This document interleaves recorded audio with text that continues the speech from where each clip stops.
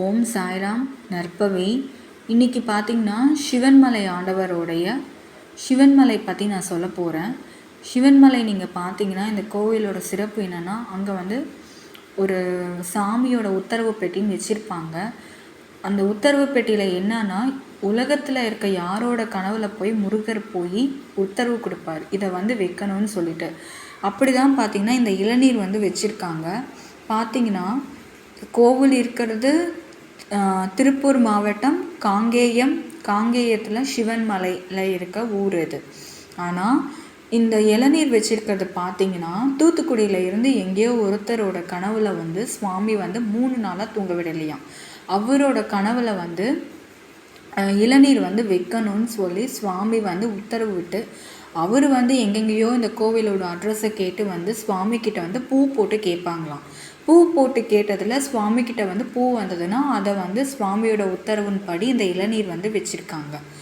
பாருங்கள், சிவன்மலையில் இருக்க அதிசயமே இதுதான். எனக்குமே ஒரு அதிசயம் நடந்தது. என்னென்னா, நான் வேல்மாறல் 48 நாள் பாராயணம் பண்ணிவிட்டு நான் என்னோடய ஊருக்கு போயிருந்தேன். அப்போ எனக்கு நான் 48 நாள் பாராயணம் பண்ணி முடிச்சுட்டு, முருகா நீ நான் உன்னோட கோவிலுக்கு வரணும், உன்னோட சன்னிதானத்துக்கு வரணும், ஏதாச்சும் ஒரு கோவில் வரணும்னு சொல்லும்போது எனக்கு சென்னிமலை போகணும்னு தோணுச்சு.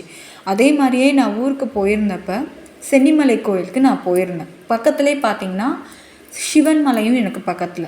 சரின்னு சொல்லிட்டு சென்னிமலை போயிருந்தப்போ 48 நாள் பார்த்துட்டு என்ன நடந்தது அப்படின்னா, அங்கே 12 மணிக்கு மண்டல பூஜை பண்ணினாங்க. சுவாமிக்கு மண்டல பூஜை பண்ணினாங்க 12 மணிக்கு.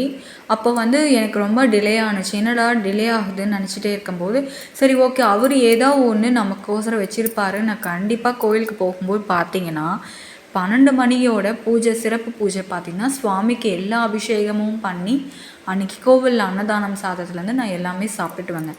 அதே மாதிரியே நான் சிவன்மலையும் போய் நான் சுவாமி கும்பிட்டு வரும்போது எனக்குமே சுவாமி எனக்கு உத்தரவு கொடுத்தாரு. என்ன உத்தரவுனா, நீ உன்னோட வாழ்நாள் முழுக்க 48 வேல்மாறல் பாராயணம் பண்ணணுங்கிறது சிவன்மலை ஆண்டவரோட கட்டளை. ஸோ அதில் இருந்து நானுமே கிருத்திகையில் இருந்து நான் நீங்களும் உங்களால் முடிஞ்சால் சிவன்மலையை போய் பாருங்கள்.